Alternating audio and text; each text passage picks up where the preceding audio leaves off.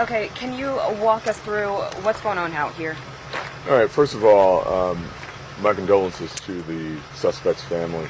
Anytime the department has to use fatal force, that's not our desired outcome. The officers responded to Littlefield approximately 5 a.m. on a call of a mental person armed with a knife.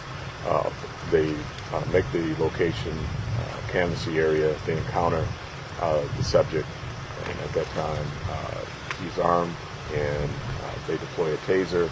We're looking into whether or not the taser took effect, but obviously it did not, and they engaged in fatal force. They had to use their firearms to stop the threat.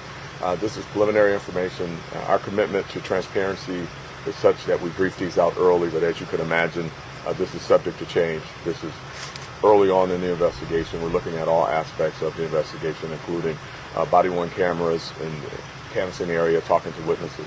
So this is subject to change, but this is what we know right now. Was it one officer who shot at this person, or? We're looking into how many officers deployed their weapon. We're looking into all the facts and circumstances of the case. But again, because it's so preliminary, this is all we have right now. We're looking at our policy. We're looking at who deployed their weapon, who deployed the taser, the body cameras, the witnesses, and all other camera assets that we have in the area. We saw investigators with a shotgun. Was that one of the weapons that were used, or? No, that was not one of the weapons that was used. Okay, how old was that man that was killed? We're looking at all aspects. Again, our commitment to transparency is that we do these early to let our community know that we have an officer-involved shooting. And as we get more information, we tend to brief them out with additional information. But I apologize, I don't have a lot, and I don't want to give you bad information because of the nature of this type of investigation. I can tell you that the officers responded to this location approximately 5 a.m. on Littlefield Street. We got a 911 call that there was a person who was having a mental crisis and who was armed with a knife.